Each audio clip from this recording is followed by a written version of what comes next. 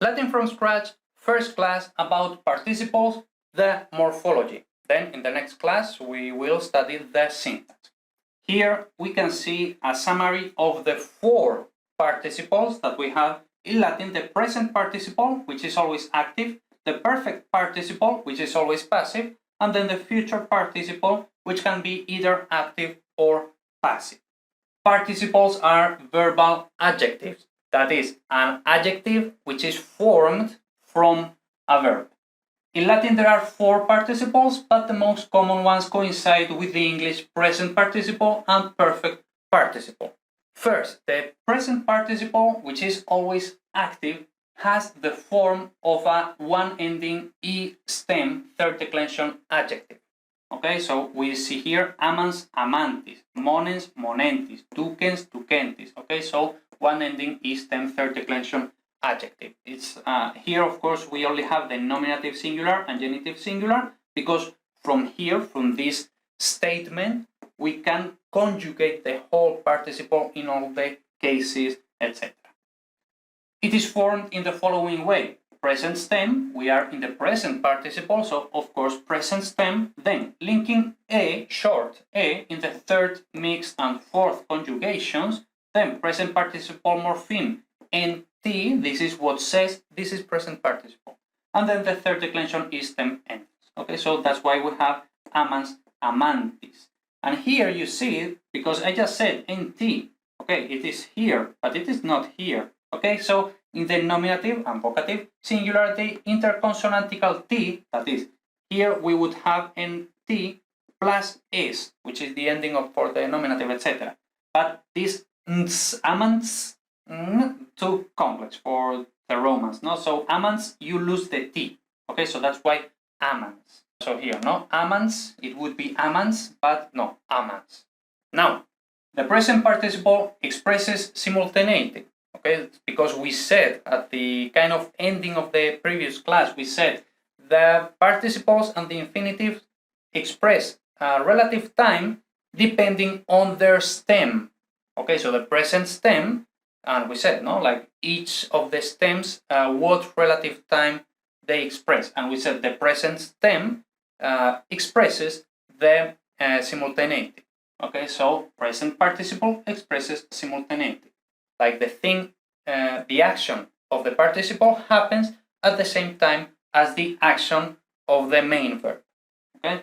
According to the context, what feels right, etc., it can be translated as an English present participle. Okay, so in English there is such a thing. So many times we can translate it as a present participle, but other times we should better translate as a simple gerund or a relative periphrasis, such as that or who plus present or past. Okay, so this is not like, I mean, we have to see the context. Here we have an example: Dominus plorantem puellam videt. That is literally, no? The master sees the girl crying, and here crying, we see that is accusative, so goes, it agrees with puellam. Okay, so the girl cries. And now, videt plorantem. So both actions happen at the same time, no? I see that she is crying at the same time that I'm seeing, no? So simultaneity, okay? Now, possible translations. And actually here, kind of all of them fit. Some other times something will fit better, etc. Okay? So the master sees the crying girl. Okay? The master sees the girl crying. The master sees the girl who cries, or who is crying. Then the perfect participle, which is always passive. It is a 2-1-2 adjective, and it is formed in the following way, which is quite easy. Just the supine stem and then the 2-1-2 endings, and that's it. So that's why here, of course, again, we just have the statements, but then this we conjugate or decline in all the possible cases. Okay, so amatus, amata, amatum, monitus, etc., etc. No? And that's it. This participle can be translated just as an English past participle. Okay, so again, we have it in English, so we just translate it as the same thing. Hostes ab nostris territi fugerunt. the enemies, frightened by our soldiers, fled. Okay. However, if it is an active deponent verb, most of the time, so pay attention to this, okay, because this is something that you just see mentioned here like once in your lifetime, and then you forget. But no, you cannot forget, because this happens more often than you might think, okay? So pay attention, please.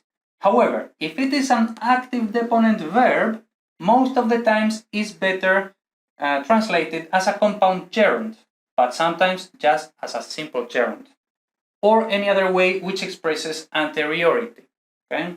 So, for example, here we have consul militibus divitias pollicitus proelium commissit. So, the consul, now, if we don't take this into account, we see this, pollicitus, so promised. No. The consul promised riches? No. It's the consul who does the thing, no? So the consul, having promised riches, or after promising riches to the soldiers, started the battle. Okay, so here the important thing is that because it is an active deponent verb, okay, here pollicitus, then it is really not passive, it's active. Okay, so that's why we cannot translate it as a passive participle. We have to translate it in any way which it is active in English, and in any way which also expresses anteriority. That's why either a compound gerund, having promised, or any other way, which, for example, after promising. Okay, the important thing is that first this, and then he started the battle. Okay, until this moment we have studied the two most important participles. Okay, now we also have to study at least this future participle active. We will also study the passive, but we'll see that it is really not so common. Okay, so now let's focus on this one. The active future participle is again a 2-1-2 adjective, so it is similar to the perfect participle, but with the morpheme ur. It is formed in the following way: supine stem, ur, and 2-1-2 endings. So amaturus, moniturus, ducturus, capturus, auditurus. Okay, so of course here you might be thinking about this famous sentence, no? The future participle expresses posteriority.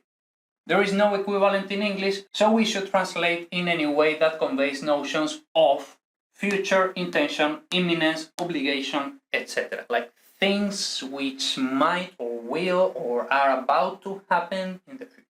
Okay? So for example, Caesar morituri te salutant, no? Famous sentence. Caesar morituri, morituri. Okay? And now this morituri, one word in Latin, we might translate in English as Caesar, those who are about to die, salute you. Caesar, those willing to die, salute you, etc. Okay, again, it depends on the context, what feels right, etc. And last, future participle passive. Again, it is a 2-1-2 adjective. It is formed in the following way: present stem. Now here it is present stem, okay? Even if it is a future participle, so be careful with that. Present stem, linking a, third mix and fourth conjugation, passive future participle nd, and then 2-1-2 ending. So amandus, monendus, ducendus, capiendus, audiendus. And now I said a moment ago that this one is not common, and actually it has many features, so we will leave it for later in the course. Okay, so for now we have the morphology of the four participles. We have seen the basic ways to translate them, but now we have to study in the next class the real syntax, how they appear in the texts.